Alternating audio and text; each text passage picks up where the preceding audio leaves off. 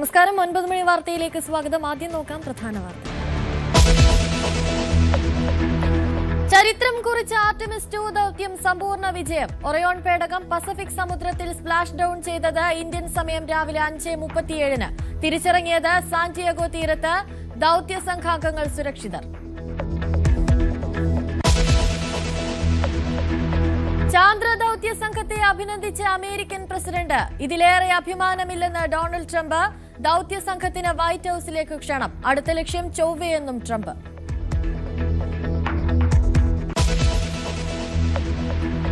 സമാധാന ശ്രമങ്ങൾക്കിടെ ഇറാന് ട്രംപിന്റെ ഭീഷണി. ചർച്ചകൾ കരാറിലെത്തിയില്ലെങ്കിൽ ആക്രമിക്കും. യുദ്ധക്കപ്പലുകൾ സുസജ്ജം. സമാധാനത്തിന് വഴങ്ങുക മാത്രമേ ഇറാന് വഴിയുള്ളൂവെന്നും ട്രംപ്. ഇറാൻ US നിർണായക ചർച്ചകൾ ഇന്ന് ഇസ്ലാമാബാദിൽ.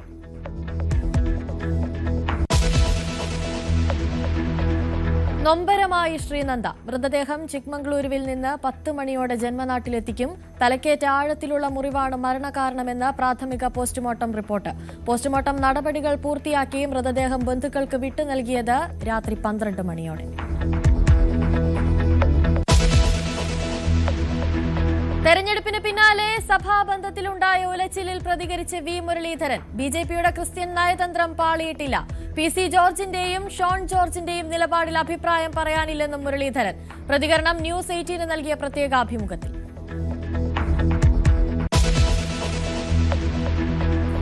PC ജോർജിനും ഷോൺ ജോർജിനും ദീപികയുടെ മറുപടി. ഏതവസരവാദി മുണ്ടു മടക്കി കുത്തി വന്നാലും പറയാനുള്ളത് പറയുമെന്ന് ദീപിക മുഖപ്രസംഗം.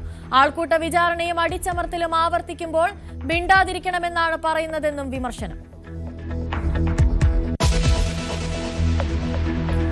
BDS വിദ്യാർത്ഥി ആശുപത്രി കെട്ടിടത്തിൽ നിന്ന് ചാടി മരിച്ച സംഭവത്തിൽ ഗുരുതരാരോപണവുമായി കുടുംബം. നിതിൻ രാജ് ജീവനൊടുക്കാൻ കാരണം വകുപ്പ് മേധാവിയുടെ മാനസിക പീഡനം. നിറത്തിന്റെ അടിസ്ഥാനത്തിൽ അധിക്ഷേപിച്ചെന്നും സീനിയേഴ്സ് റാഗ് ചെയ്തതായും നിതിന്റെ കുടുംബം. കുംഭമേള വൈറൽ പെൺകുട്ടിയുടെ വിവാഹം നിയമക്കുരുക്കിൽ. ഡൽഹിയിൽ ഹാജരാകാൻ കേരളത്തിലെയും മധ്യപ്രദേശിലെയും DGPമാരോട് national commission for scheduled tribes വിവാഹത്തിന് പിന്തുണ നൽകിയവരും നിയമക്കുരുക്കിൽ പെട്ടേക്കും.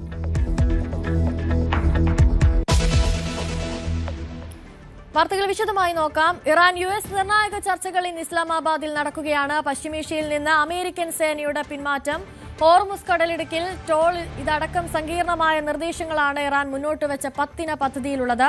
ഹോർമുസ് കടലിടുക്കിൽ ടോൾ അനുവദിക്കില്ലെന്നാണ് US പ്രസിഡന്റ് ഡൊണാൾഡ് ട്രംപിന്റെ പ്രതികരണം. മിനാബിൽ കൊല്ലപ്പെട്ട കുഞ്ഞുങ്ങളുടെ ചിത്രങ്ങളും ചോര പുരണ്ട ഓർമ്മകളുമായാണ് ഇറാൻ പ്രതിനിധി സംഘം എത്തിയത്. No, we're not going to let that. It's international water. If they're doing that, nobody knows if they're doing that, but if they're doing that, we're not going to let that happen. What would a good deal look like for you? No nuclear weapon, number one. You know, I think it's already been regime change, but we never had that as a criteria. No nuclear weapon. That's 99% of it. Yeah, but that'll open up automatically. The answer is yes, but the strait will open up. If we just left, the strait's going to, otherwise they make no money.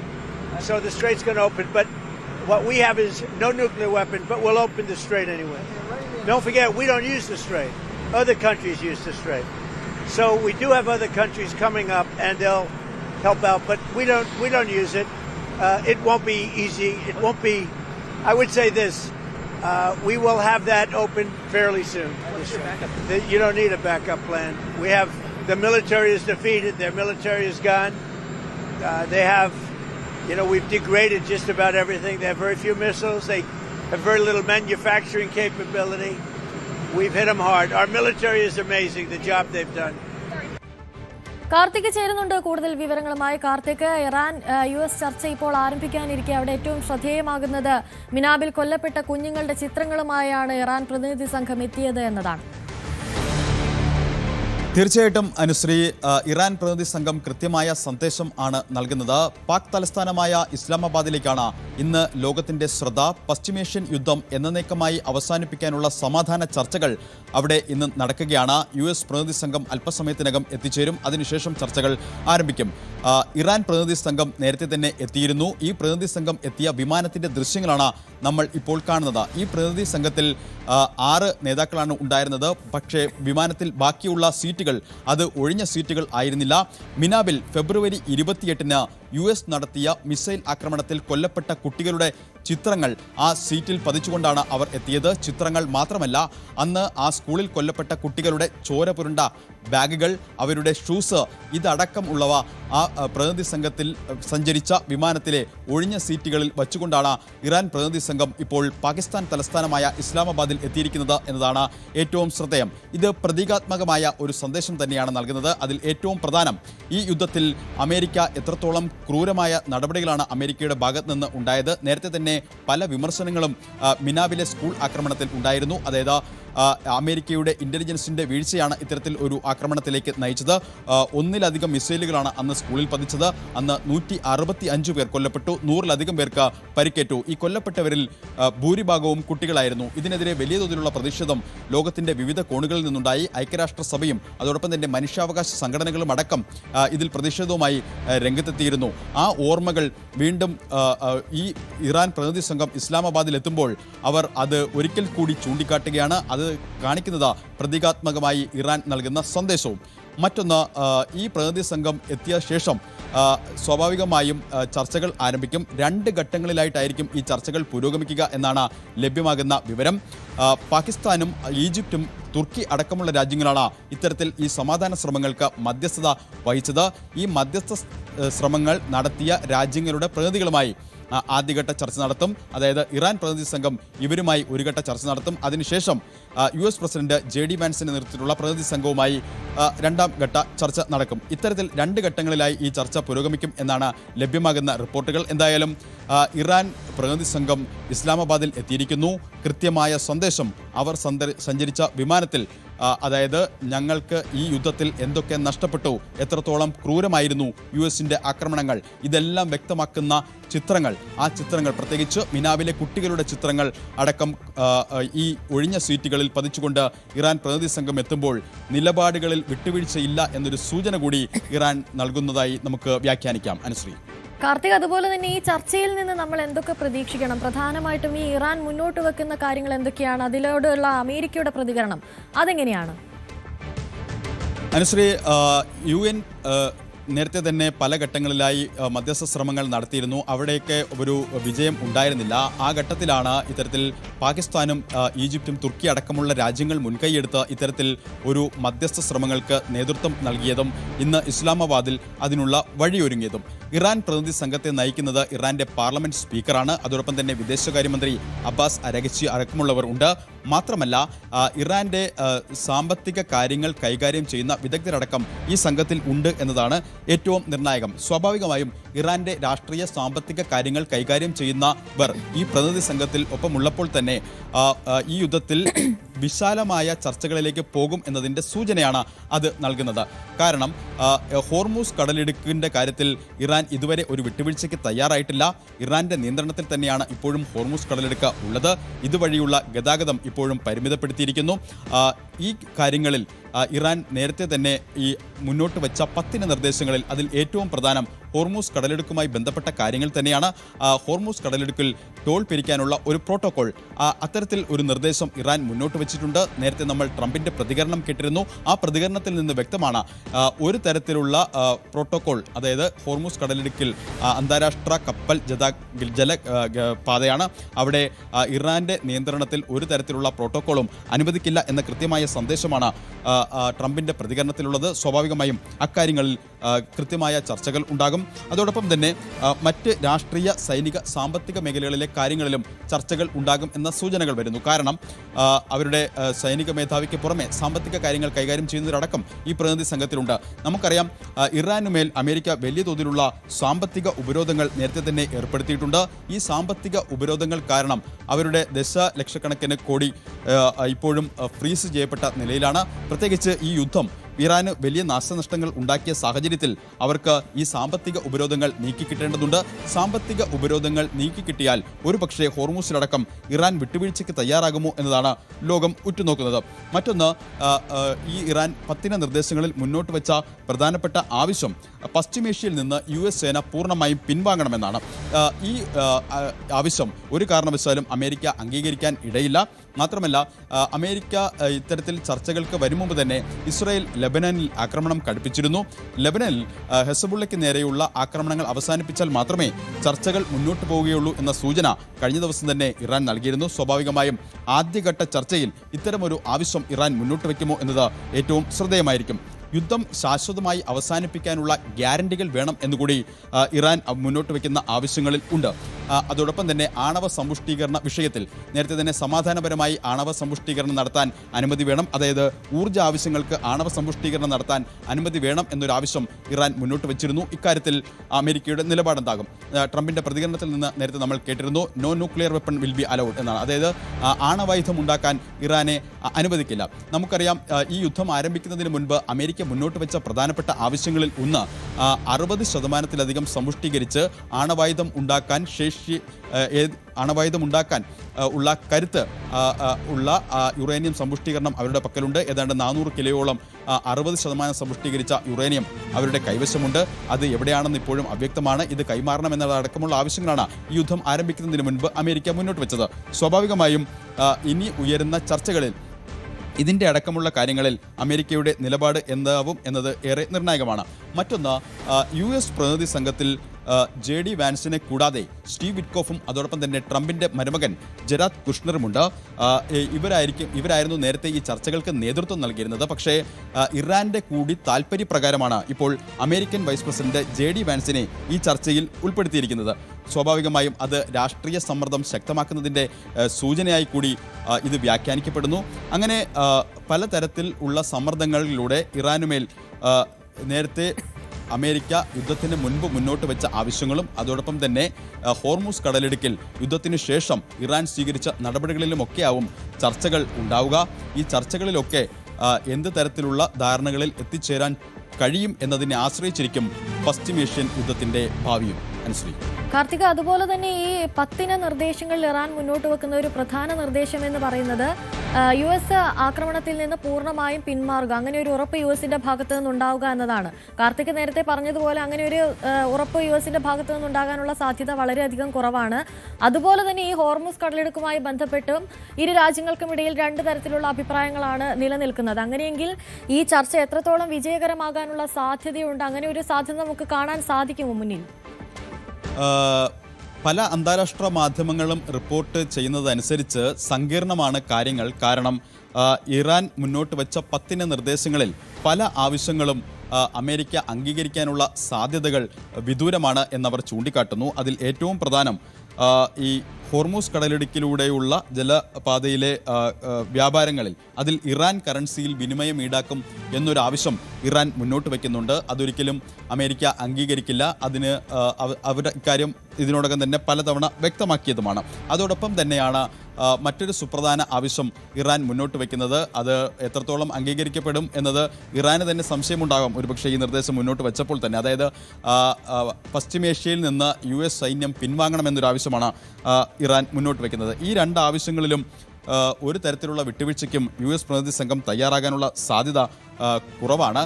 കാരണം അത് പലതരത്തിലുള്ള പ്രതിസന്ധികളും അമേരിക്കയ്ക്കും സൃഷ്ടിക്കും. കാരണം petro ഡോളറിലാണ് വിനിമയം. അത് ഇപ്പോൾ തുടങ്ങിയതല്ല, 47 വർഷമായി പിന്തുടർന്ന് വരുന്ന ഒരു കാര്യമാണ്. അതിൽ ഒരു മാറ്റം അമേരിക്കയ്ക്ക് ചിന്തിക്കാൻ പോലും കഴിയില്ല. സ്വാഭാവികമായും അത്തരം കാര്യങ്ങളിലൊക്കെ അമേരിക്കയുടെ നിലപാട് കടുത്തത് തന്നെയായിരിക്കും. പക്ഷേ സാമ്പത്തിക ഉപരോധ കാര്യങ്ങളിലടക്കം ഒരുപക്ഷെ അമേരിക്ക മുൻ നിലപാടുകളിൽ നിന്ന് മാറ്റം വരുത്തി വിട്ടുവീഴ്ചയ്ക്ക് തയ്യാറായേക്കും. അതിന് അമേരിക്കയ്ക്ക് മേൽ സമ്മർദ്ദം ശക്തമാണ്. മാത്രമല്ല ചില രാഷ്ട്രീയ സാഹചര്യങ്ങൾ കൂടിയുണ്ട്. അതായത് ട്രംപിന് ഉടനെ മിഡ് ടേം ഇലക്ഷനെ അമേരിക്കയിൽ അഭിമുഖീകരിക്കണം. ഓരോ ദിവസവും ഈ യുദ്ധം നീണ്ടുപോകുമ്പോൾ ഒരു ദിവസം ഈ യുദ്ധം നടത്താൻ തന്നെ ഏതാണ്ട് 10,000 കോടിയിലധികമാണ് ചെലവിടുന്നത്. ഇതിനോടകം തന്നെ ഒരു ഭീമമായ തുക ഈ യുദ്ധ നടത്തിപ്പുമായി ബന്ധപ്പെട്ട് അമേരിക്കയ്ക്ക് ചെലവഴിക്കേണ്ടി വന്നു. ഇത് വലിയ തരത്തിലുള്ള സാമ്പത്തിക പ്രതിസന്ധിക്ക് ഇടയാക്കും എന്ന് പല വിദഗ്ധരും ചൂണ്ടിക്കാട്ടിയിരുന്നു ട്രംപിനോട്. പക്ഷേ ട്രംപ് വിട്ടുവീഴ്ചയ്ക്ക് തയ്യാറായില്ല. ഇത്തരത്തിൽ ആഭ്യന്തരമായി പല പ്രതിസന്ധികളും ഈ യുദ്ധം മുന്നോട്ട് കൊണ്ടുപോകുന്നതിൽ അമേരിക്കയും നേരിടുന്നുണ്ട്. സ്വാഭാവികമായും ആ പശ്ചാത്തലത്തിൽ കൂടിയൊക്കെ ഈ ചർച്ചകൾ വായിച്ചെടുക്കണം. അങ്ങനെയെങ്കിൽ സാമ്പത്തിക ഉപരോധ കാര്യങ്ങളിലടക്കം ഒരുപക്ഷെ വിട്ടുവീഴ്ചയ്ക്ക് തയ്യാറായേക്കും. എന്നാൽ യുറേനിയം സമ്പുഷ്ടീകരണം അടക്കമുള്ള കാര്യങ്ങളിൽ ഒരു തരത്തിലുള്ള വിട്ടുവീഴ്ചയ്ക്കും അമേരിക്ക തയ്യാറാകില്ല. ഹോർമൂസിലൂടെ സ്വതന്ത്രമായി തന്നെ ഗതാഗതം ഉറപ്പാക്കണം എന്ന നിലപാടിൽ തന്നെയാണ് അവർ ഉള്ളത്. സുഗമമായി ജലഗതാഗതം, അതായത് പഴയതുപോലെ ഹോർമൂസ് പ്രവർത്തിക്കണം എന്നൊരാവശ്യമാണ് മുന്നോട്ട് വയ്ക്കുന്നത്. പക്ഷേ ഇറാൻ്റെ പക്കലുള്ള തുറുപ്പുചീട്ട് ഹോർമൂസാണ്. ആ ഹോർമൂസിൽ ഒരു തരത്തിലുള്ള വിട്ടുവീഴ്ചയ്ക്കും തയ്യാറല്ലെന്ന് ഇറാനും വ്യക്തമാക്കുന്നു. എന്തായാലും സാമ്പത്തിക ഉപരോധങ്ങൾ പിൻവലിക്കുന്നതും അതോടൊപ്പം തന്നെ യുദ്ധത്തിൽ തകർന്ന ഇറാനെ പുനഃസൃഷ്ടിക്കാൻ ആവശ്യമായ സഹായങ്ങൾ, ഇനി ഒരിക്കലും ഈ യുദ്ധം ആവർത്തിക്കില്ലെന്നുള്ള കൃത്യമായ സുരക്ഷാ ഗ്യാരണ്ടി, ഈ കാര്യങ്ങളെയൊക്കെ ആശ്രയിച്ചിരിക്കും മുന്നോട്ടുള്ള ചർച്ചകൾ. ശരി, ഇറാൻ US ചർച്ച അങ്ങനെ ഇസ്ലാമാബാദിൽ ആരംഭിക്കാനിരിക്കുകയാണ്. ഇറാൻ മുന്നോട്ട് വയ്ക്കുന്ന 10 നിർദ്ദേശങ്ങൾ അത് US അംഗീകരിക്കുമോ അതോ ട്രംപ് മുന്നറിയിപ്പ് നൽകിയതുപോലെ കൂടുതൽ ആക്രമണങ്ങളിലേക്ക് കടക്കാനാണോ സാധ്യത എന്നുള്ളതൊക്കെ ചർച്ചയ്ക്ക് ശേഷം മാത്രമേ അറിയാൻ സാധിക്കൂ. കാർത്തികാണ് കൂടുതൽ വിവരങ്ങൾ നൽകിയത്.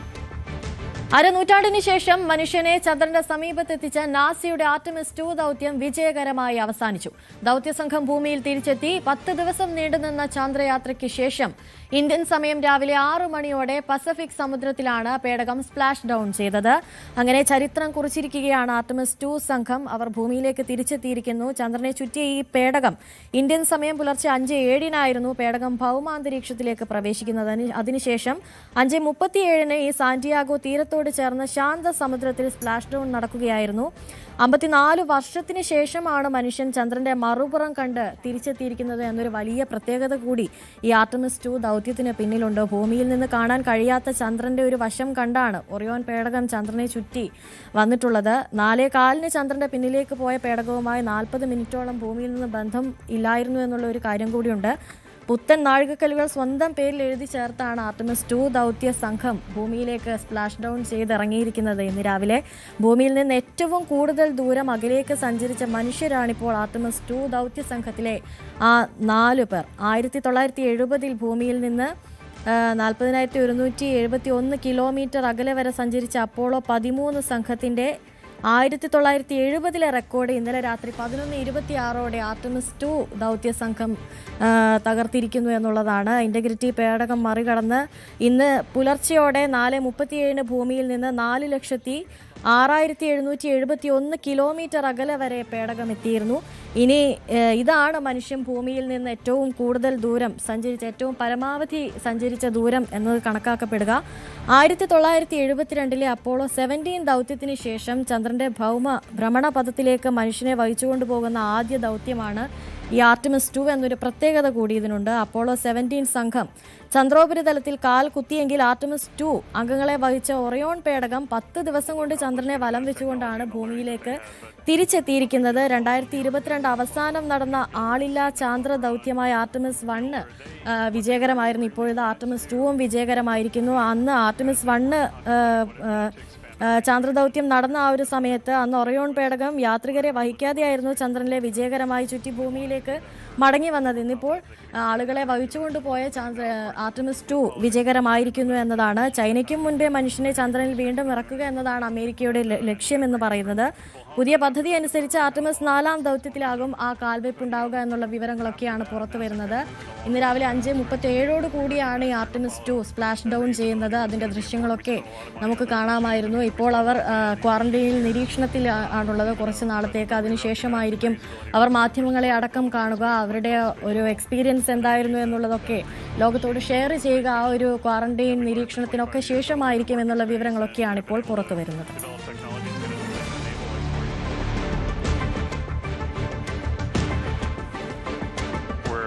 The architects of Apollo would have been pleased that we're... What a truly spectacular day it was for NASA and all of our international partners. This crew has said time and again that they were going for all of humanity, and today we fulfilled that objective by completing their journey and returning them safely to Earth.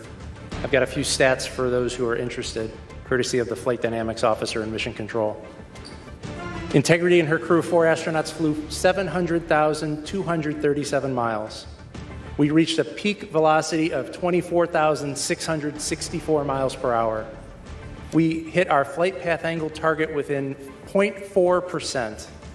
We flew an entry range of 1,957 miles, and we landed within less than a mile of our target.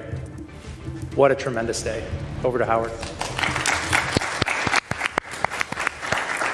Artemis 2 വിജയകരമായി പൂർത്തിയാക്കിയതിനു ശേഷമുള്ള നാസിയുടെ പ്രതികരണമാണ് നമ്മളിപ്പോൾ കണ്ടത്. ഇപ്പോൾ ആ 4 സംഘാംഗങ്ങൾക്ക് ട്രംപിന്റെ ഭാഗത്തു നിന്ന് ഒരു അഭിനന്ദനം കൂടി ഉണ്ടായിരുന്നു. ആ പ്രതികരണത്തിലേക്ക് ഇപ്പോൾ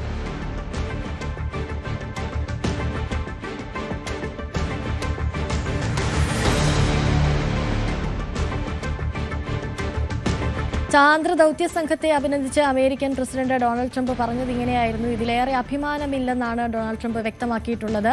ദൗത്യ സംഘത്തിന് വൈറ്റ് ഹൌസിലേക്ക് ക്ഷണവും ലഭിച്ചിട്ടുണ്ട്. അടുത്ത ലക്ഷ്യം ചൊവ്വയെന്നുമാണ് ട്രംപ് എക്സിൽ കുറിച്ചത്. ഇടവേളയാണ്. ഇടവേളയ്ക്ക് ശേഷം മടങ്ങിയത്. കാരണമെന്ന് പ്രാഥമിക പോസ്റ്റ്മോർട്ടം റിപ്പോർട്ട് പുറത്തു വന്നിട്ടുണ്ട്. ശരീരത്തിൽ പല ഭാഗങ്ങളിലും പോറലേറ്റ പാടുകളുണ്ട്. ഇൻക്വസ്റ്റ് റിപ്പോർട്ടിൽ അസാധാരണമായ ഒന്നും കണ്ടെത്താനായിട്ടില്ല. മരച്ചില്ലകളിൽ തട്ടിയാകാം ഈ വസ്ത്രങ്ങൾ കീറിയതെന്നാണ് ഇപ്പോഴത്തെ പ്രാഥമിക നിഗമനം. കെ വി ബൈജു ചേരുന്നുണ്ട് കൂടുതൽ വിവരങ്ങളുമായി. ബൈജു, ഈ പ്രാഥമിക പോസ്റ്റ്മോർട്ടം റിപ്പോർട്ട് പുറത്തു വരുമ്പോൾ ഒരുപക്ഷെ കൊക്കയിലേക്ക് വീണതാകാം എന്നുള്ള ഒരു നിഗമനത്തിലേക്കാണ് എത്തുന്നത്. അപ്പോഴും അവിടെ സംശയങ്ങൾ അനേകമാണ്. ഈ കുട്ടി എങ്ങനെ ആ വ്യൂ പോയിന്റിലേക്ക് എത്തി? ഒരു CCTV ദൃശ്യങ്ങൾ പോലും അതിൻ്റെതായി പുറത്തു വന്നിട്ടില്ല. 40 അംഗ സംഘം കൂടെ ഉണ്ടായിരുന്ന വീട്ടുകാർ ആരും കണ്ടിട്ടില്ല. വെറും 5 മിനിറ്റിനുള്ളിലാണ് ഈ കുട്ടിയെ കാണാതാകുന്നത്. അങ്ങനെ നിരവധി ദുരൂഹമായ സംശയങ്ങൾ അവിടെ നിലനിൽക്കുകയാണ്.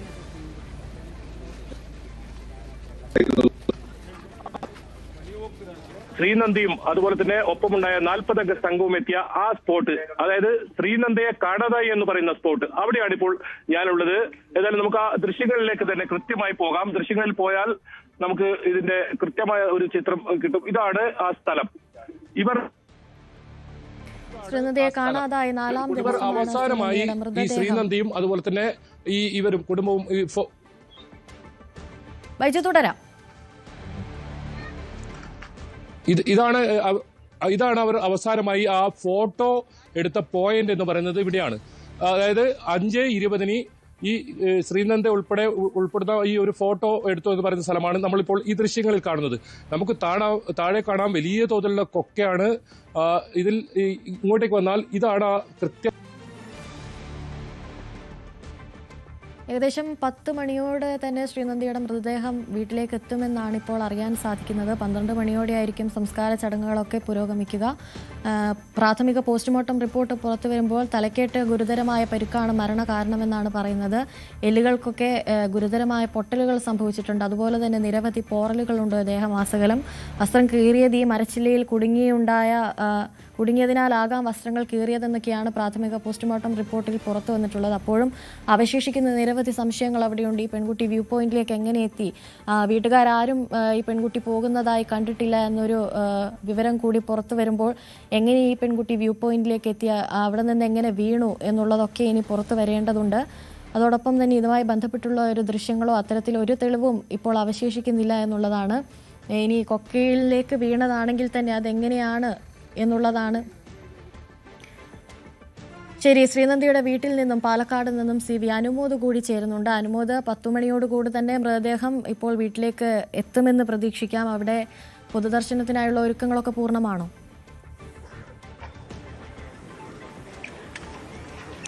അനുശ്രീ 10:30 ശ്രീനന്ദൻ്റെ മൃതദേഹം ഇവിടേക്ക് എത്തും, കടമ്പഴിപ്പുറത്ത് എത്തും എന്ന് തന്നെയാണ് കരുതുന്നത്. ഇപ്പോൾ വീട്ടിലേക്ക് ബന്ധുക്കളും സുഹൃത്തുക്കളും കേട്ടറിഞ്ഞവരും ഒക്കെ ആയിട്ട് ഒട്ടനേകം പേരാണ് എത്തിച്ചേർന്നുകൊണ്ടിരിക്കുന്നത്.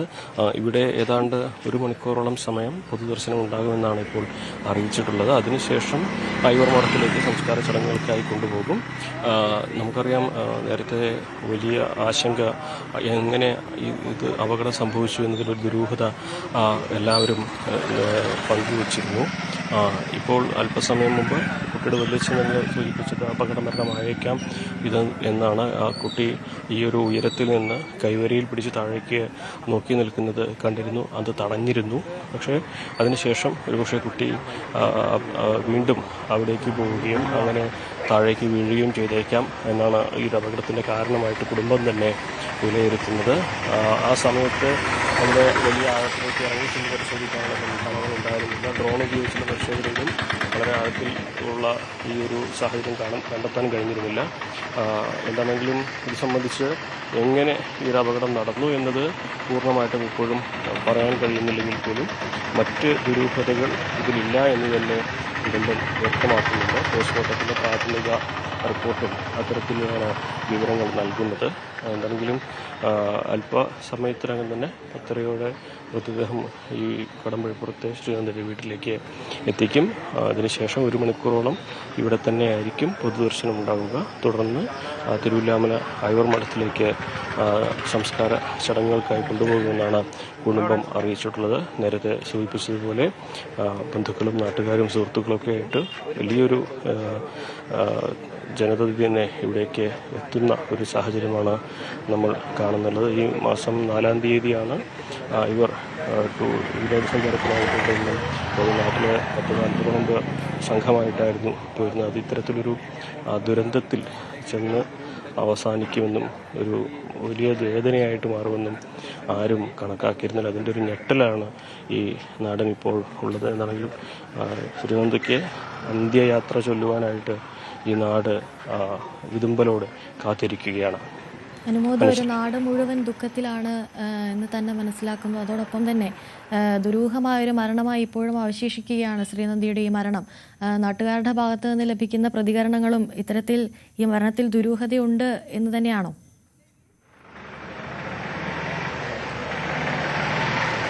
കുടുംബം ഇതിൽ അപകടത്തിൻ്റെ കാരണം എങ്ങനെ അപകടത്തിൽപ്പെട്ടു എന്നത് അറിയേണ്ടതുണ്ട് എന്ന് പറയുന്നത് പോലെ നാട്ടുകാർക്ക് അത് അഭിപ്രായമാണ്. പക്ഷേ ഇതിൽ മറ്റ് തരത്തിലുള്ള ദുരൂഹതകൾ നമ്മൾ ആദ്യം ഭയപ്പെട്ടിരുന്ന പോലെ ആശങ്കപ്പെട്ടിരുന്നത് പോലെ മറ്റ് ദുരൂഹതകൾ ഇതിലില്ല എന്നുള്ളത് തന്നെയാണ് പ്രാഥമികമായിട്ടുള്ള പോസ്റ്റ്മോർട്ടത്തിൻ്റെ റിപ്പോർട്ട് സൂചിപ്പിക്കുന്നത്. സ്വാഭാവികമായിട്ടും അത് അങ്ങനെ ഒരു സാഹചര്യം ആണെന്ന് മനസ്സിലാക്കുന്നു. പക്ഷേ ഈ അപകടത്തിൽ എങ്ങനെ ഈ കുട്ടി വീണു, താഴേക്ക് വീണത് എങ്ങനെയാണ്, ആ സമയത്ത് ആരും ഉണ്ടായിരുന്നില്ല. അപ്പോൾ അതിൻ്റെ സംബന്ധിച്ച് അവസാനമായി കുട്ടിയെ കണ്ടതിന് ശേഷമുള്ള മൃതദേഹം കണ്ടെത്തുന്നവരെയുള്ള ആ സാഹചര്യങ്ങൾ, അതിൽ ദുരൂഹത നിലനിൽക്കുന്ന സാഹചര്യം തന്നെയാണുള്ളത്. അതിൽ ഒരു വ്യക്തത വരേണ്ടതുണ്ട്, അന്വേഷണം നടക്കേണ്ടതുണ്ട് എന്ന് തന്നെ കുടുംബം പറയുന്നുണ്ട്.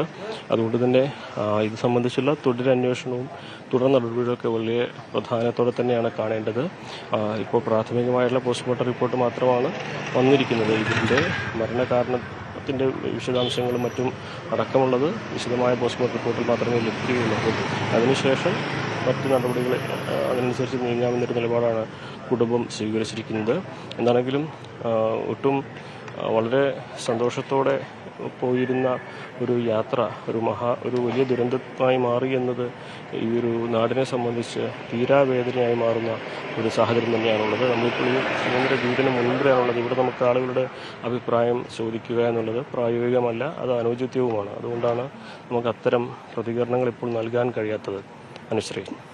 അനുമോദ്, ഈ ഇതിൽ അവശേഷിക്കുന്ന ദുരൂഹത എന്ന് പറയുന്നത് പെൺകുട്ടിയുടെ തലയ്ക്കുണ്ടായ ഗുരുതര പരിക്ക്, ശ്രീനന്ദിയുടെ തലയ്ക്കുണ്ടായ ഗുരുതര പരിക്ക്, അത് വീഴ്ച മൂലമുണ്ടായതാണോ അതോ അതിന് പിന്നിൽ മറ്റെന്തെങ്കിലും കാരണമുണ്ടോ എന്നുള്ളതാണ്. മറ്റൊരു കാരണമെന്ന് പറയുന്നത് ഈ പെൺകുട്ടി ശ്രീനന്ദ എങ്ങനെ ആ വ്യൂ പോയിന്റിലേക്ക് എത്തി എന്നുള്ളതാണ്.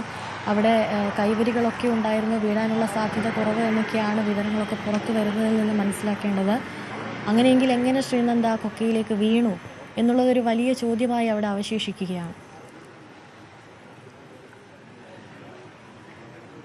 തീർച്ചയായും അതുതന്നെയാണ് ഇതിൽ ഉത്തരം കണ്ടെത്തേണ്ടതായിട്ടുള്ള കാര്യം. അതായത് ഈ ഒരു അപകടത്തിലേക്ക് എങ്ങനെ ശ്രീനന്ദ എത്തി? ഈ ഒരു കൈവരിയുടെ അടുത്ത് ശ്രീനന്ദ പിടിച്ചു നിൽക്കുന്നതും താഴേക്ക് നോക്കുന്നതും വല്യച്ഛൻ ശശികുമാർ സ്ഥിരീകരിച്ചിട്ടുണ്ട്. അദ്ദേഹം കുട്ടിയോട് വാഹനത്തിലേക്ക് പോകാൻ നിർദ്ദേശിക്കുകയും ചെയ്തു. തുടർന്ന് ഈ കുട്ടി വാഹനത്തിൽ പോകുമെന്ന് തന്നെയാണ് എല്ലാവരും കരുതിയിരുന്നത്. പക്ഷേ ആ കുട്ടി ഒരുപക്ഷെ ആകാംക്ഷ കൊണ്ട് താഴേക്ക് നോക്കിയപ്പോൾ പറ്റിയ അപകടമാകാം, അല്ലെങ്കിൽ മറ്റെന്തെങ്കിലും തരത്തിലുള്ള സാഹചര്യം അവിടെ ഉണ്ടായിട്ടുണ്ടോ ഉള്ളത് അറിയേണ്ടതുണ്ട്. അങ്ങനെ ഈ ഉത്തരം അതുതന്നെയാണ് അന്വേഷണത്തിൽ കണ്ടെത്തേണ്ടതായിട്ടുള്ള ദുരൂഹത.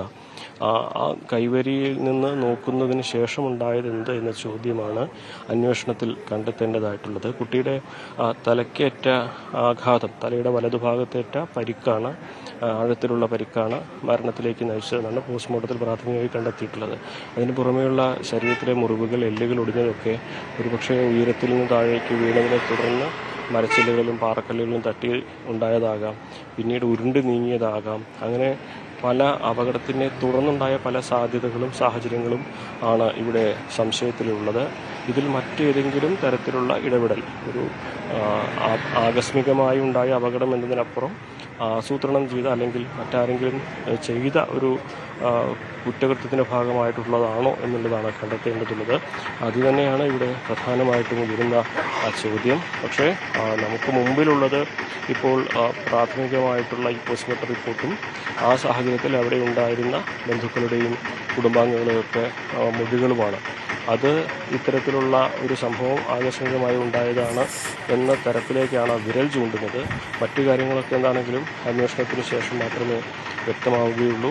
ഇതൊരു വലിയ ഉയരത്തിൽ നിന്ന് താഴേക്ക് വീഴുമ്പോൾ ഇത്തരത്തിലുള്ള പരിക്കുകൾ സ്വാഭാവികമായും ഉണ്ടാകുമെന്നാണ് ഫോറൻസിക് വിദഗ്ധരൊക്കെ തന്നെ അഭിപ്രായപ്പെടുന്നത്. മുറിവുകളൊക്കെ നമ്മൾ ഉരുണ്ട് വീഴുമ്പോൾ, വലിയ പാറക്കല്ലിൽ നിന്നും ഒക്കെ തട്ടി ഉരുണ്ട് പോകുമ്പോൾ ഉണ്ടാകുന്ന തരത്തിലുള്ളതായിരിക്കും. പക്ഷേ കുട്ടി വീണപ്പോൾ തന്നെ ബോധം പോവുകയും തുടർന്ന് അപകടത്തിന് താഴേക്ക് ഉരുണ്ടു പോകാനുള്ള ഒരു സാധ്യത, നിലവിളിക്കാൻ പോലും കഴിയാത്തൊരവസ്ഥയിലേക്ക് എത്തിയതാകാം. അങ്ങനെയാകാം ഇത് സംഭവിച്ചത് എന്ന് വേണം ഈ ഘട്ടത്തിൽ വിലയിരുത്തുവാൻ. എന്നാണെങ്കിലും പോലീസിൻ്റെ അന്വേഷണം അത് പൂർത്തീകരിച്ചതിന് ശേഷമേ, അതിൻ്റെ റിപ്പോർട്ടുകൾ വന്നതിന് ശേഷമേ നമുക്കിതിലൊരു സ്ഥിരീകരണം നടത്താൻ കഴിയുകയുള്ളൂ. നിലവിൽ പ്രാഥമികമായിട്ടുള്ള പോസ്റ്റ്മോർട്ടം റിപ്പോർട്ടും അതുപോലെ തന്നെ ബന്ധുക്കളുടെയും കുടുംബാംഗങ്ങളുടെയൊക്കെ സാഹചര്യത്തിലുള്ള മൊഴികളും അതുമാത്രമാണ് ഇതിനു മുമ്പിലുള്ളത്. അതുപ്രകാരം ഇതൊരു അപകടമാണ്, എന്നാൽ അതിന് പിന്നിലൊരു ദുരൂഹതയുണ്ട്. ആ കൈവരിയിൽ നിന്ന കുട്ടിക്ക് പിന്നെ എന്ത് സംഭവിച്ചു എന്നുള്ളത് ദുരൂഹമായി തന്നെ തുടരുന്ന സാഹചര്യമാണ്. അത് കണ്ടെത്താനുള്ള നടപടികൾ തന്നെയായിരിക്കും അടുത്ത ഘട്ടത്തിലുണ്ടാവുക. എന്താണെങ്കിലും എന്ത് സംഭവിച്ചു എന്നുള്ളത് അറിയണം എന്നുള്ളത് തന്നെയാണ് ഈ നാട്ടുകാർക്കും അതുപോലെ കുടുംബാംഗങ്ങൾക്കും ഒക്കെ ഒരേപോലെ പറയാനുള്ളത്. ശരി, ശ്രീനന്ദയുടെ മരണത്തിൽ ദുരൂഹതകൾ ഏറെ അവശേഷിക്കുകയാണ്. പ്രാഥമിക പോസ്റ്റ്മോർട്ടം റിപ്പോർട്ട് പുറത്തു വരുമ്പോഴും 10 മണിയോടുകൂടി തന്നെ, ഏകദേശം 10:30 ശ്രീനന്ദയുടെ മൃതദേഹം വീട്ടിലേക്ക് എത്തിക്കുമെന്നാണ് അറിയാൻ സാധിക്കുന്നത്. 12 മണിയോടുകൂടിയായിരിക്കും സംസ്കാര ചടങ്ങുകൾ ആരംഭിക്കുക. അതിനിടയിൽ പൊതുദർശനമൊക്കെ വീട്ടിൽ വെച്ചായിരിക്കും നടക്കുക. CV അനുമോദും KV ബൈജുവുമാണ് കൂടുതൽ വിവരങ്ങൾ നൽകിയത്. ശ്രീനന്ദയുടെ മരണം അപകടത്തിൽപ്പെട്ടാകാമെന്ന് വല്യച്ഛൻ ശശികുമാറും വ്യക്തമാക്കിയിട്ടുണ്ട്. കുട്ടി ഉയരത്തിൽ നിന്ന് താഴേക്ക് നോക്കുന്നത് കണ്ട് തടഞ്ഞിരുന്നു. ഇവിടെ നിന്നും വീണാകാം അപകടം സംഭവിച്ചതെന്നും മറ്റു ദുരൂഹതകളില്ലെന്നുമാണ് ഇപ്പോൾ കരുതുന്നതെന്നും ശശികുമാർ ന്യൂസ് 18നോട് പറഞ്ഞു. ശ്രീനന്ദയുടെ വല്യച്ഛൻ ശശികുമാർ നമ്മളിപ്പം ചേരുന്നുണ്ട്. ചേട്ടാ, ആ സമയത്ത് അവിടെ ഉണ്ടായിരുന്നതാണല്ലോ ചേട്ടൻ? എന്തായിരുന്നു ആ സമയത്ത് അവസാനമായി ഉണ്ടായിരുന്ന ഒരു ഓർമ്മ? അവസാനമായി അത് തന്നെ 5:20 ആണ് ഞാൻ ആ ലൊക്കേഷനിൽ പാസ് ചെയ്യുന്നത്. താഴെ ഈ മറ്റേ വെള്ളച്ചാട്ടം കാണാൻ വേണ്ടിയിട്ട്, വാട്ടർഫാൾ കാണാൻ വേണ്ടിയിട്ട്. അപ്പോൾ ഈ വ്യൂ പോയിന്റിൽ, ഇപ്പോൾ നമ്മൾ ബോഡി കിട്ടിയെന്ന് പറയുന്ന ആ ലൊക്കേഷനിലെ വ്യൂ പോയിന്റിൽ ഈ കുട്ടി ആ ബാരിക്കേഷന് പുറത്തിറങ്ങിയിട്ട് അവിടെ നിൽക്കുന്നത് കണ്ടു. അപ്പോൾ ഞങ്ങൾ വഴക്ക് പറഞ്ഞ് ഞങ്ങൾ തിരിച്ചകത്ത് കയറ്റി. പിന്നെ അതിനുശേഷം ഈ കുട്ടി അവിടെ മറ്റുള്ളവരുടെ കൂടെ ഒന്ന് ഫോട്ടോ എടുക്കുക, ഇത് അവിടെ കൂടെ ഇരിക്കുന്നുണ്ടായിരുന്നു. പിന്നെ ഞാൻ താഴെ മുകളിൽ വന്നപ്പോൾ ഈ കുട്ടിയെ കണ്ടില്ല. അപ്പോൾ ഇവരോടെ പോയി കാണുമെന്ന് വിചാരിച്ചു. അന്ന് ഞങ്ങൾ പാർക്കിങ്ങിൻ്റെ ഏരിയ വന്നു കഴിഞ്ഞപ്പോൾ കുട്ടി അവിടെ ഇല്ല. അപ്പോൾ ചോദിച്ചു പറഞ്ഞാൽ അവൾ മുമ്പേ പോയെന്ന് പറഞ്ഞതിൽ. പക്ഷെ അപ്പോൾ തൊട്ട് ഞങ്ങൾ ഒരുപാട് തിരഞ്ഞു, പക്ഷെ കണ്ടില്ല.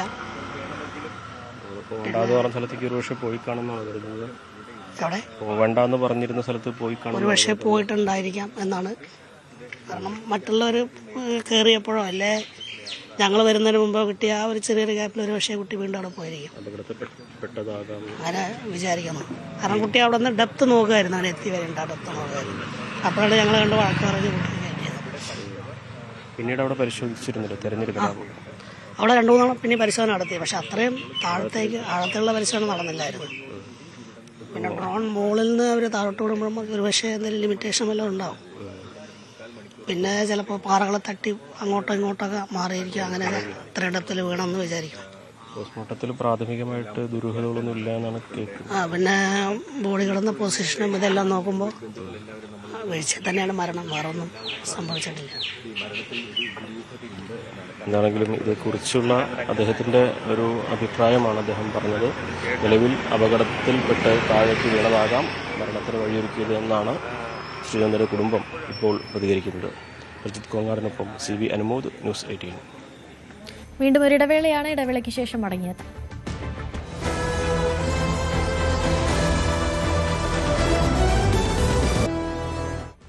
ബിജെപിയുടെ ക്രിസ്ത്യൻ നയതന്ത്രം പാളിയിട്ടില്ലെന്ന് വി മുരളീധരൻ. കഴക്കൂട്ടത്തടക്കം ഇതിന്റെ ഗുണം കിട്ടും. FCRA വിഷയത്തിൽ ക്രൈസ്തവ സഭകൾ ആശങ്കപ്പെടേണ്ട ആവശ്യമില്ല. PC ജോർജിന്റെയും ഷോൺ ജോർജിന്റെയും നിലപാട് സംബന്ധിച്ച് അഭിപ്രായം പറയാനില്ലെന്നും വി മുരളീധരൻ പറഞ്ഞു. ഇപ്പോൾ കഴക്കൂട്ടത്തെ ബാധിക്കില്ലായിരിക്കും. പക്ഷേ ഇപ്പോൾ ഇന്ന് ഷോൺ ജോർജും PC ജോർജും ഒക്കെ പറഞ്ഞ കാര്യങ്ങളുണ്ടല്ലോ സഭയെക്കുറിച്ച്. സഭയെ വിശ്വാസത്തിലെടുത്തതാണ് BJP. അവരുടെ ആവശ്യങ്ങൾ നടത്തി കൊടുക്കുവാൻ ശ്രമിച്ചതുമാണ് ക്രൈസ്തവ സമുദായത്തിൻ്റെ. പക്ഷേ UDFന് വോട്ട് ചെയ്യണമെന്ന രീതിയിൽ സഭാ നേതൃത്വങ്ങൾ പറഞ്ഞു എന്നുള്ളതാണ്. BJPക്ക് വോട്ട് ചെയ്യരുത് എന്നുള്ള രീതിയിൽ. അപ്പോൾ അത് ബുദ്ധിമുട്ടിച്ചിട്ടുണ്ടോ? അത് BJPക്ക് ഇവിടെ അങ്ങനെ പ്രശ്നമില്ലല്ലോ. കഴക്കൂട്ടത്തെ അല്ലേ ഞാൻ ചോദിച്ചത്. അത് ബാക്കിയുള്ള സാഹചര്യം എനിക്കറിയില്ല. കാരണം ഞാൻ കഴിഞ്ഞ പ്രാക്ടിക്കലി ഒരു മാസമായിട്ട്, ഒരു മാസമല്ല, ഒരു 10-40 ദിവസമായിട്ട് ഞാൻ കഴക്കൂട്ടത്തിൻ്റെ അതിർത്തിക്ക് പുറത്തുള്ള കാര്യങ്ങളെക്കുറിച്ചൊന്നും ഞാൻ ചിന്തിച്ചിട്ടില്ല. കാരണം ഈ തെരഞ്ഞെടുപ്പിൽ ജയിക്കുക എന്നുള്ളത് ഓരോ സ്ഥാനാർത്ഥി അവരവരുടെ ഉത്തരവാദിത്വമാണ്. സംസ്ഥാന തലത്തിൽ സഭാ നേതൃത്വമായിട്ടുള്ള ചർച്ച എന്താണ്, അത്തരം കാര്യങ്ങളെക്കുറിച്ച് എനിക്ക് അറിവില്ലാത്തതുകൊണ്ട് എനിക്ക് അതിനെക്കുറിച്ച് അഭിപ്രായം പറയാൻ പറ്റില്ല. പക്ഷേ ഇത്തരം കാര്യങ്ങൾ സഭയ്ക്കെതിരെ പറയുമ്പോൾ അതിന്റെ ആവശ്യമുണ്ടായിരുന്നു. ഇപ്പോൾ ഷോണും അതൊക്കെ പ്രസിഡന്റ് പ്രാധാന്യമുള്ളതാണോ? അതൊക്കെ പ്രസിഡന്റ് തീരുമാനിക്കേണ്ട വിഷയമാണ്, ഞാൻ പറയേണ്ട കാര്യം. അവർ തമ്മിൽ എന്തൊക്കെയാണ് ചർച്ച ചെയ്തത് എന്നുള്ളത് എനിക്കറിയില്ല. അതുകൊണ്ട് ഞാൻ അഭിപ്രായം പറയേണ്ട കാര്യമില്ല. പക്ഷേ ഇപ്പോൾ ഈ കന്യാസ്ത്രീകളുടെ കാര്യത്തിലൊക്കെ BJPയുടെ ഇടപെടൽ നടന്നതാണല്ലോ. ഇപ്പോൾ FCRA വിഷയത്തിൽ ഇപ്പോൾ തന്നെ ആ ബില്ല് നടപ്പാക്കുന്നില്ല. അതും അവരുടെ ആശങ്ക കൂടി പരിഗണിച്ചുകൊണ്ടാണല്ലോ. അപ്പോൾ ഈ ക്രിസ്ത്യൻ ഔട്ട്റീച്ച് BJP നടത്തുന്നുണ്ട്, പക്ഷെ അത് തിരിച്ചത് ഫലം കിട്ടുന്നില്ല എന്നാണോ? അങ്ങനെയൊന്നും എനിക്ക് അഭിപ്രായമില്ല. നമുക്കിവിടെ അനുകൂലമായിട്ടുള്ള നിരവധി ആൾക്കാർ അനുകൂലമായിട്ട് വോട്ട് ചെയ്തു. അപ്പം അങ്ങനെ ക്രിസ്ത്യൻ ഔട്ട്റീച്ച് കൊണ്ട് ഒരു പ്രയോജനം ഉണ്ടായില്ല എന്നൊന്നും എനിക്ക് തോന്നുന്നില്ല. ചില സ്ഥലങ്ങളിൽ ഉണ്ടായിട്ടുണ്ടാവില്ലായിരിക്കും. എനിക്കും അതിൻ്റെ വിശദാംശങ്ങൾ അറിയില്ല. അമ്പലവിശ്വാസി എന്ന് തെളിയിക്കാൻ കടകംപള്ളി സുരേന്ദ്രൻ നടത്തിയ ശ്രമങ്ങൾ കഴക്കൂട്ടത്തെ വോട്ടർമാർ തിരിച്ചറിഞ്ഞെന്ന് വി മുരളീധരൻ. തന്റെ വിജയത്തിന് ഇതും കാരണമാകും. ക്ഷേത്രത്തിലെ തീർത്ഥം നിലത്തൊഴിച്ചു കളഞ്ഞത് തിരിച്ചടിയാകുമെന്ന് കണ്ടാണ് കടകംപള്ളി വിശ്വാസിയാണെന്ന് വരുത്താൻ ശ്രമിച്ചതെന്നും വി മുരളീധരൻ പറഞ്ഞു. പൊതുവെ പറഞ്ഞു കഴിഞ്ഞാൽ അതിനൊരു ഒരു പുകമറ ആണ് ഉള്ളത്. അപ്പോൾ ഈ സാഹചര്യം അന്നത്തെ മന്ത്രിയായിരുന്ന ആൾക്കെതിരായിട്ട് ജനങ്ങളുടെ മനസ്സിലൊരു വികാരം ഉണ്ടാക്കിയിട്ടുണ്ട്. പക്ഷേ കടകംപള്ളി സുരേന്ദ്രൻ പലപ്പോഴും പറഞ്ഞിട്ടുള്ളത് അദ്ദേഹത്തെ അയ്യപ്പൻ രക്ഷിക്കുമെന്നും ഭദ്രകാളി രക്ഷിക്കുമെന്നും ഒക്കെയാണ്. അവസാനം അദ്ദേഹത്തിൻ്റെ വാർത്താ സമ്മേളനത്തിൽ അദ്ദേഹം അങ്ങനെ പറഞ്ഞല്ലോ, വിശ്വാസികൾക്ക് അറിയാം ഇതെല്ലാം, മറിച്ച് പറയുന്ന ആളുകളോട് ഭദ്രകാളി ചോദിക്കും, അയ്യപ്പൻ ചോദിക്കുമെന്നൊക്കെയാണ്. അയ്യപ്പനും ഭദ്രകാളിയൊക്കെ ഇത്രയും കാലം എവിടെയായിരുന്നു എന്നുള്ളതാണ്. കാരണം 2026 വരെ അദ്ദേഹത്തിന് അയ്യപ്പനും ഭദ്രകാളിയൊന്നും ഇല്ലായിരുന്നു. 2026 ഏപ്രിൽ മാസത്തിലാണ് അദ്ദേഹത്തിന് അയ്യപ്പനും ഭദ്രകാളിയെയും കുറിച്ചുള്ള ബോധമുണ്ടായത്. അപ്പോൾ അതൊക്കെ ജനങ്ങൾക്കറിയാം. ജനങ്ങൾ ഇത്രയും കാലമായിട്ട് കണ്ടുകൊണ്ടിരിക്കുകയല്ലേ. അയ്യപ്പനും ഭദ്രകാളിയെക്കുറിച്ചുണ്ടായിരുന്ന ആൾ ആചാരങ്ങൾ ലംഘിക്കപ്പെടാനുള്ളതാണ് എന്ന് പറയില്ല. അദ്ദേഹം ഒരു വിശ്വാസിയാണെന്നാണ് അദ്ദേഹം പറയുന്നത്. അത് എന്നു മുതലാണെന്നുള്ളതാണ്. അദ്ദേഹം വിശ്വാസിയാണെന്നുള്ളത് ജനങ്ങളുടെ മനസ്സിലുള്ള സംശയം. അത് എന്നു മുതലാണ് വിശ്വാസിയായത്. അപ്പോൾ മതത്തെ അംഗീകരിക്കാത്ത ആളുകൾ എങ്ങനെ മതവിശ്വാസിയായി? ഇതൊക്കെ ആളുകളുടെ മനസ്സിലുള്ള ചോദ്യങ്ങളാണ്. ഇതൊന്നും എൻ്റെ ചോദ്യമല്ല, ഇതൊക്കെ ജനങ്ങളുടെ ചോദ്യങ്ങൾ. അത് എന്തുകൊണ്ടാണ് അങ്ങനെ ഒരു U-ടേൺ അടിച്ചത്? എന്തുകൊണ്ടാണെന്നാണ് താങ്കൾക്ക് തോന്നുന്നത്? കാരണം അത് വലിയ രീതിയിൽ പ്രചരിപ്പിക്കപ്പെട്ടു അദ്ദേഹത്തിൻ്റെ ഈ പരാമർശങ്ങൾ. അത് അദ്ദേഹത്തിന് വീണ്ടും നെഗറ്റീവായി. കാരണം ഇന്നലെ വരെ ഇതൊന്നും ഇല്ലാതിരുന്ന ഒരാൾ, മാത്രമല്ല മുല്ലൂർ ക്ഷേത്രത്തിൽ പോയിട്ട് തീർത്ഥം തറയിൽ കളഞ്ഞു എന്നുള്ള ഒരു ആരോപണം വന്നതിന് ശേഷം ഞാൻ വിശ്വാസിയാണ് എന്ന് പ്രഖ്യാപിക്കേണ്ട ആവശ്യമില്ലല്ലോ. ഇതൊന്നും ഒരാൾ പ്രഖ്യാപിച്ചിട്ടല്ല, അത് അവരുടെ ആചരണങ്ങളിൽ നിന്നാണ് ആളുകൾ മനസ്സിലാക്കുന്നത്. ക്ഷേത്രത്തിൽ പോകുന്നു, തൊഴാതെ നിൽക്കുന്നു. ക്ഷേത്രത്തിൽ പോയി തൊഴുന്ന ചിത്രം അദ്ദേഹത്തിൻ്റെ വളരെ അപൂർവമായിട്ട് എവിടെയെങ്കിലും കണ്ടെങ്കിലായെങ്കിൽ അല്ലാതെ അദ്ദേഹം ക്ഷേത്രത്തിൽ പോയി തൊഴാറില്ല. കമ്മ്യൂണിസ്റ്റുകാരും തൊഴാറില്ലല്ലോ. കമ്മ്യൂണിസ്റ്റുകാർ സ്റ്റേജിലാണെങ്കിലും തൊഴുതു നിൽക്കില്ല. സ്റ്റേജിൽ പ്രാർത്ഥന എന്ന് പറയുമ്പം അവർ അറ്റൻഷനായിട്ട് നിൽക്കും. അത് മുന്നിൽ നിന്നുള്ള ആൾക്കാരുടെ വികാരത്തെ അംഗീകരിച്ചുകൊണ്ട് അവർ തൊഴില്ല. അത് കമ്മ്യൂണിസ്റ്റുകാരുടെ രീതിയാണ്. അത് എനിക്കതിന് ചോദ്യം ചെയ്യേണ്ട ആവശ്യമില്ല. അവർക്ക് ഈ മതത്തിൽ വിശ്വസിക്കാനും വിശ്വസിക്കാതിരിക്കാനുള്ള അവകാശമുണ്ടല്ലോ. പക്ഷേ ഇത് പെട്ടെന്നൊരു മാറ്റം വരുമ്പോൾ ആളുകളുടെ ഇടയിൽ അത് കൂടുതൽ അദ്ദേഹത്തിന് നെഗറ്റീവായി എന്നാണ് എനിക്ക് തോന്നുന്നത്. കുംഭമേള വൈറൽ പെൺകുട്ടിക്ക് പ്രായപൂർത്തിയായിട്ടില്ലെന്ന് കണ്ടെത്തിയതോടെ വിവാഹം സങ്കീർണമായ നിയമക്കുരുക്കിലേക്ക് നീങ്ങുമെന്ന് ഉറപ്പായിരിക്കുകയാണ്. വിഷയത്തിന്റെ ഗൌരവം കണക്കിലെടുത്ത് കേരളത്തിലെയും മധ്യപ്രദേശിലെയും ഡിജിപിമാരോട് ഏപ്രിൽ 22-ന് ഡൽഹിയിൽ ഹാജരാകാൻ ഷനൽ കമ്മീഷൻ ഫോർ ഷെഡ്യൂൾഡ് ട്രൈബ്സ് നിർദ്ദേശിച്ചിട്ടുണ്ട്. ഓരോ 3 ദിവസത്തിലും കേസിലെ പുരോഗതി റിപ്പോർട്ട് സമർപ്പിക്കാനും ആവശ്യപ്പെട്ടിട്ടുണ്ട്. പെൺകുട്ടിക്ക് പ്രായപൂർത്തിയായിട്ടില്ലെന്ന വിവരങ്ങൾ പുറത്തുവന്നതോടെ വിവാഹത്തിന് പിന്തുണ നൽകിയവരും നിയമക്കുരുക്കിൽ പെട്ടേക്കുമെന്നാണ് വിവരങ്ങൾ പുറത്തുവരുന്നത്. സാരംഗ് സുധാകരൻ ചേരുന്നുണ്ട് കൂടുതൽ വിവരങ്ങളുമായി. സാരംഗ്, ഇപ്പോഴിതാ പെൺകുട്ടിക്ക് പ്രായപൂർത്തിയായിട്ടില്ല എന്നുള്ള വിവരങ്ങൾ പുറത്തു വരുന്നതോടുകൂടി പെൺകുട്ടിക്ക് പിന്തുണ നൽകിയ ആളുകൾ, വിവാഹത്തിന് മുൻകൈയെടുത്ത ആളുകളൊക്കെ കൂടുതൽ നിയമക്കുരുക്കിലേക്ക് പോകുന്ന ഒരു സാഹചര്യമാണുള്ളത്.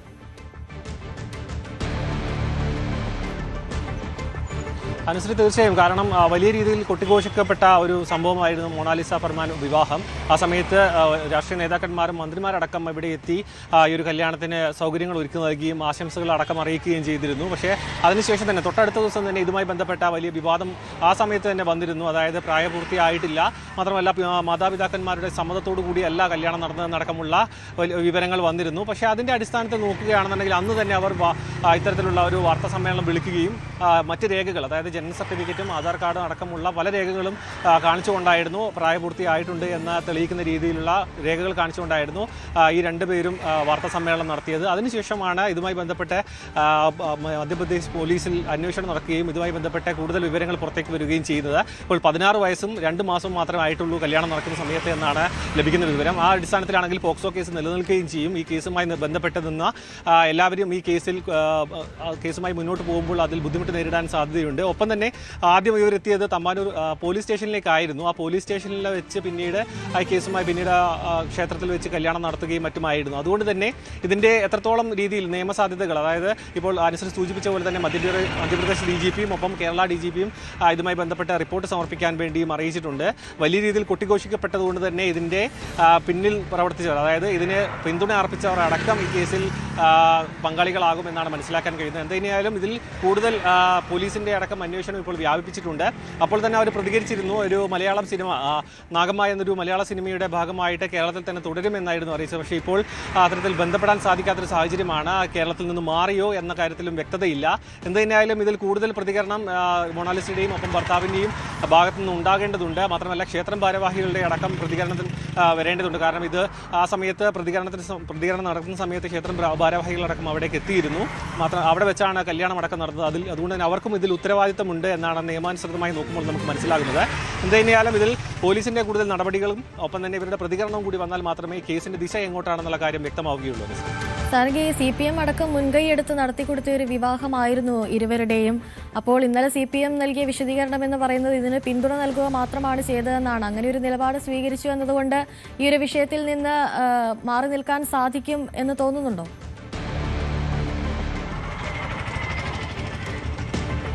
അങ്ങനെ പറയാൻ കഴിയില്ല. കാരണം വലിയ രീതിയിലുള്ള പിന്തുണ, അതായത് താലി കിട്ടുന്ന സമയത്തടക്കം ഈ നേതാക്കന്മാരടക്കം അവിടെ എത്തിയിരുന്നു എന്നത് വലിയ ശ്രദ്ധേയമാണ്. മാത്രമല്ല ഈ വയസ്സ് കൃത്യമായി അന്വേഷിച്ചില്ല, അല്ലെങ്കിൽ ഒരു പ്രായപൂർത്തിയാകാത്ത ഒരു കുട്ടിയെയാണ് വിവാഹം കഴിപ്പിക്കുന്നത് എന്ന കാര്യത്തിൽ കൃത്യമായ അന്വേഷണം നടത്തിയില്ല എന്ന് പറയുന്നത് വലിയ രീതിയിലുള്ള ആരോപണം അന്ന് തന്നെ നേരിട്ടിരുന്നു. പിന്നീട് അതിൽ വിശദീകരണം വന്നപ്പോഴാണ് അതിൽ നിന്നും CPM തലയൂരുകയും ചെയ്തത്. പക്ഷേ ഇപ്പോൾ കേസാവുകയും ഇത് വലിയ രീതിയിൽ മുന്നോട്ട് പോവുകയും ചെയ്യുകയാണെങ്കിൽ അത് ഏത് രീതിയിൽ അത് നേതാക്കന്മാരെ ബാധിക്കുമെന്ന കാര്യത്തിൽ വ്യക്തതയില്ല. കാരണം അവർ ഹാജരാക്കിയ രേഖകൾ വ്യാജമാണ് എന്നാണ് പറയുന്നത്. പക്ഷേ അതിൻ്റെ ആധികാരികത അന്വേഷിക്കേണ്ടത് മന്ത്രി എന്ന തലത്തിലും ഒപ്പം തന്നെ ഈ ഒരു മറ്റ് നേതാക്കന്മാരുടെ തലത്തിലും കൃത്യമായി അന്വേഷിച്ച് ആയിരുന്നു ഇത് നടത്തിക്കൊടുക്കുക അടക്കം വേണ്ടിയിരുന്നത്. പക്ഷേ അതിൽ ഒരു തെറ്റ് പറ്റി എന്ന കാര്യം തീർച്ചയാണ്. പക്ഷേ അതിൽ നിയമാനുസൃതമായി വരുമ്പോൾ ഏത് രീതിയിൽ ഇവർ ഈ കേസിൽ ഉൾപ്പെടുമെന്ന കാര്യത്തിൽ ഇനിയും വ്യക്തത വരേണ്ടതുണ്ട്. മാത്രമല്ല ഇത് സോഷ്യൽ മീഡിയ വഴിയും ഒപ്പം വലിയ രീതിയിൽ സമൂഹ മാധ്യമങ്ങളിൽ വഴിയടക്കം ഒരു കേരള സ്റ്റോറി എന്ന തരത്തിൽ വ്യാപിക്കുകയും പ്രചരിക്കുകയും ചെയ്തിരുന്നു. അതിപ്പോൾ തിരിച്ചടിയാവുകയാണ് ചെയ്തിരിക്കുന്നത്. നേരെ മറ്റൊരു തരത്തിലേക്ക്, അതായത് പ്രായപൂർത്തിയാകാത്ത ഒരു കുട്ടിയെ കല്യാണം കഴിപ്പിക്കുന്നു, അതും മാതാപിതാക്കന്മാരിൽ നിന്നും തട്ടിക്കൊണ്ടുപോയിരുന്നു അടക്കമുള്ള രീതിയിലുള്ള ആരോപണങ്ങൾ ഉയർന്നിരുന്നു. പിതാവിൻ്റെ അടക്കം പ്രതികരണം നമ്മൾ ഇതിനു മുൻപ് നൽകുകയും ചെയ്തിരുന്നു. കാരണം ആ സമയത്ത്, അതായത് പിതാവിൻ്റെ സമ്മതമില്ലാതെ ഇവിടേക്ക് എത്തുകയായിരുന്നു എന്നടക്കമായിരുന്നു ആ സമയത്ത് വന്ന പ്രതികരണം. അതുകൊണ്ട് തന്നെ ഇതിൽ നിയമസാധ്യതകൾ, ഈ ഒരു നേതാക്കന്മാരടക്കം ഉൾപ്പെട്ട ഈ കേസിൽ നിയമസാധ്യതകൾ എങ്ങനെയാണ്, അത് കേസ് ഏത് രീതിയിൽ ഏത് വഴിത്തിരിവിലേക്ക് എത്തുമെന്നടക്കമുള്ളത് വരുന്ന ദിവസങ്ങളിൽ മാത്രമേ മനസ്സിലാകുകയുള്ളൂ. ശരി, സാരംഗ് സുധാകരനാണ് കൂടുതൽ വിവരങ്ങൾ നൽകിയത്. BDS വിദ്യാർത്ഥി ആശുപത്രി കെട്ടിടത്തിൽ നിന്ന് ചാടി മരിച്ച സംഭവത്തിൽ ഗുരുതര ആരോപണവുമായി കുടുംബം. വകുപ്പ് മേധാവിയുടെ മാനസിക പീഡനമാണ് മരണത്തിന് കാരണം. നിറത്തിന്റെ അടിസ്ഥാനത്തിൽ അധിക്ഷേപം നേരിട്ടതായും കുട്ടിയെ പുഴുത്ത പട്ടിയെന്ന് വകുപ്പ് മേധാവി വിളിച്ചിരുന്നതായും കുടുംബം ആരോപിച്ചു. സീനിയേഴ്സിന്റെ ഭാഗത്ത് നിന്ന് ക്രൂരമായ റാഗിംഗ് നേരിടേണ്ടി വന്നുവെന്നും കുടുംബം പറയുന്നുണ്ട്. ഇതിനു മുൻപ് അഞ്ചരക്കണ്ടി മെഡിക്കൽ കോളേജിൽ ഒരു വിദ്യാർത്ഥിനിയും ആത്മഹത്യ ചെയ്തിരുന്നു. കഴിഞ്ഞ ദിവസമായിരുന്നു അഞ്ചരക്കണ്ടി ഡെന്റൽ മെഡിക്കൽ കോളേജിലെ 1ാം വർഷ ബിരുദ വിദ്യാർത്ഥി നിതിൻ രാജ് ആശുപത്രി കെട്ടിടത്തിൽ നിന്നും ചാടി ആത്മഹത്യ ചെയ്തത്. ഇന്ന് നമ്മളിപ്പോൾ ഉള്ളത് വീട്ടിലാണ്, നിതിൻ രാജിന്റെ വീട്ടിലാണ്. കഴിഞ്ഞ ദിവസം നടന്ന ഈ സംഭവത്തിന് പിന്നിൽ വലിയ രീതിയിലുള്ള ആരോപണങ്ങൾ കുടുംബത്തിന്റെ ഭാഗത്തു നിന്നും ഉണ്ടായിട്ടുണ്ട്. അതായത് ഈ ഒരു HOD, വകുപ്പ് തല HOD ആയിട്ടുള്ള HOD വലിയ രീതിയിൽ മാനസികമായും ശാരീരികമായും ബുദ്ധിമുട്ടിച്ചിരുന്നു. ജാതി അധിക്ഷേപം, നിറത്തിന്റെ പേരിലുള്ള അധിക്ഷേപം അടക്കം നടത്തിയിട്ടുണ്ട്. ഒപ്പം പുഴുത്ത പട്ടിയെന്നടക്കമായിരുന്നു ഈ കുട്ടിയെ പലതവണയായി വിളിച്ച് അധിക്ഷേപിച്ചിരുന്നു എന്നാണ് കുടുംബത്തിന്റെ ആരോപണം. മാത്രമല്ല ഇവിടെ പഠനം പൂർത്തിയാക്കി പുറത്തേക്ക് പോകാൻ സമ്മതിക്കില്ല, അതിനുള്ളൊരു സൗകര്യം ഒരുക്കില്ല എന്നടക്കമുള്ള മാനസികമായി തളർത്തുന്ന രീതിയിലുള്ള ആരോപണമാണ് ഈ ഒരു HODയുടെ ഭാഗത്തു നിന്നുണ്ടായിട്ടുള്ളത്. മറ്റ് അധ്യാപകർക്കെതിരെയും ഇതേപോലെ തന്നെ ആരോപണമുണ്ട്. കാരണം അവിടെ ഒരു പഠിക്കാനുള്ളൊരു അന്തരീക്ഷം അവർ ഒരുക്കി നൽകിയില്ല എന്നാണ് കുടുംബം പറയുന്നത്. ഒപ്പം തന്നെ ഇതുമായി ബന്ധപ്പെട്ട് മറ്റ് പല സംഭവങ്ങളും ഉണ്ടായ സമയത്തും നിതിൻ രാജ് വീട്ടിലേക്ക് വന്നു നിന്നിരുന്നു. പക്ഷെ പിന്നീട് വീട്ടുകാരുടെ നിർബന്ധ പ്രകാരമായിരുന്നു ഇവിടെ നിന്നും പിന്നീടും പഠനത്തിന് വേണ്ടി കണ്ണൂരിലേക്ക് എത്തിയത്. അപ്പോഴും പിന്നീട് തുടർന്നു ഈ പ്രശ്നങ്ങൾ ഉണ്ടായതുകൊണ്ടാണ് ഈ ഒരു വകുപ്പ് മേധാവിയുടെ അടക്കം സമ്മർദ്ദം മൂലമാണ് ഈ ഒരു മരണത്തിലേക്ക് എത്താൻ കാരണമെന്നാണ് കുടുംബം ഇപ്പോൾ ആരോപിക്കുന്നത്. HOD ആയിട്ടുള്ള പ്രശ്നം എന്ന് പറഞ്ഞാൽ ഇവൻ നല്ല പഠിക്കണമുണ്ട്, ഇദ്ദേഹത്തെ ഇവനെ കണ്ടുകൂടാ. രണ്ടാമെന്ന് പറഞ്ഞാൽ ഇവന് മാർക്കുകൾ കട്ട് ചെയ്തു. പിന്നെ ഇവനെ പുഴുത്ത പട്ടിയെ പോലെയാണ് നിന്നെ കാണുന്നത്.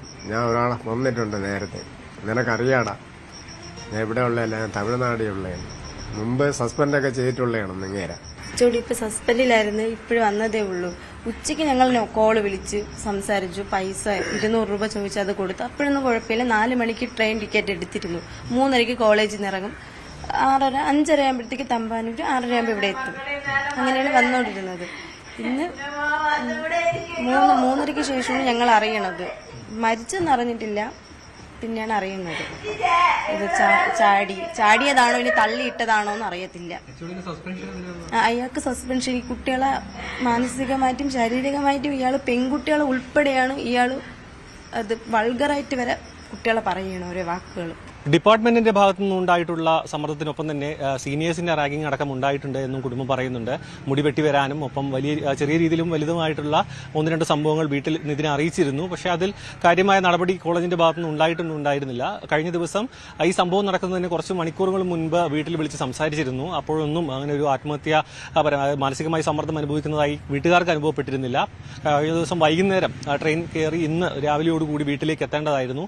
വരുന്ന അവധി ദിവസങ്ങൾക്ക് വേണ്ടി വീട്ടിലേക്ക് വരാൻ ട്രെയിൻ ടിക്കറ്റ് അടക്കം ബുക്ക് ചെയ്ത് നിന്ന സമയത്താണ് ഇതിന്റെ ഈ ഒരു അകാലത്തിലുള്ള വിയോഗം വീട്ടുകാർക്ക് വലിയ ഞെട്ടലുണ്ടാക്കിയിരിക്കുന്നത്. ഒപ്പം തന്നെ ഇതുമായി ബന്ധപ്പെട്ടതിന് പിന്നിൽ വലിയ രീതിയിലുള്ള സമ്മർദ്ദത്തിനും കാരണമായിട്ടുണ്ട്. ഈ ഒരു മരണത്തിലേക്ക് അങ്ങനെ എളുപ്പത്തിൽ പോകുന്ന ഒരു വ്യക്തിയല്ല എന്നാണ് കുടുംബം പറയുന്നത്. ഏക അത്താണിയായിട്ടുള്ള ഈ മകന്റെ വിയോഗത്തിൽ വീട്ടുകാരും ഒപ്പം തന്നെ നാട്ടുകാരും വലിയ വേദനയാണ് ഇപ്പോൾ നൽകുന്നത്.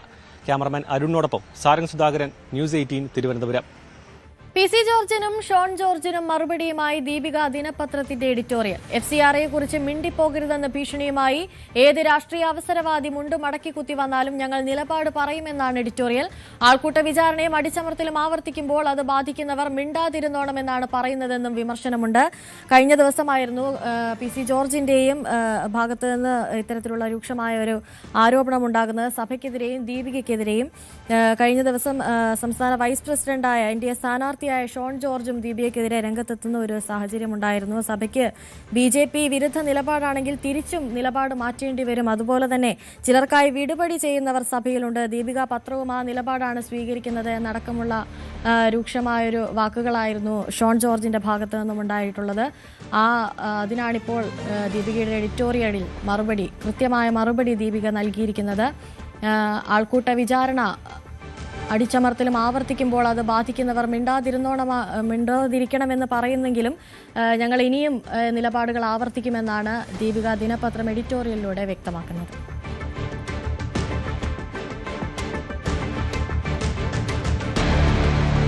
ബിജെപിയുടെ ക്രൈസ്തവ നയതന്ത്രത്തെ വിമർശിച്ച് മുൻ ഡിജിപിയും സംഘപരിവാർ അനുകൂലിയുമായ ടി.പി. സെൻകുമാർ. കോർ ഹിന്ദുവിനെ ഉപേക്ഷിച്ച് ക്രിസ്ത്യൻ ഔട്ട്റീച്ചിനായി പോയതാണ് ബിജെപിയുടെ പ്രശ്നമെന്ന് സെൻകുമാർ കുറ്റപ്പെടുത്തുന്നു. പി.സി. ജോർജിനെയും ഷോൺ ജോർജിനെയും പിന്തുണയ്ക്കുന്ന സെൻകുമാർ രാജീവ് ചന്ദ്രശേഖറിനെതിരെ രൂക്ഷ വിമർശനവും ഫേസ്ബുക്ക് പോസ്റ്റിൽ ഉന്നയിക്കുന്നുണ്ട്. കേരളത്തെപ്പറ്റി ABCD അറിയാത്ത പ്രസിഡന്റും മറുത്തു പറയാത്ത അനുചാര വൃന്ദവുമെന്നാണ് സെൻകുമാറിന്റെ വിമർശനം.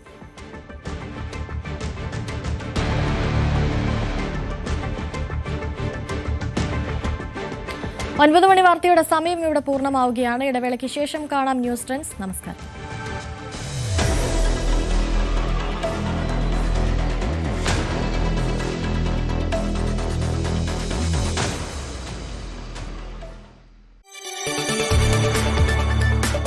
കൂടുതൽ വാർത്തകൾക്ക് news 18 Keralam YouTube channel subscribe ചെയ്യുക.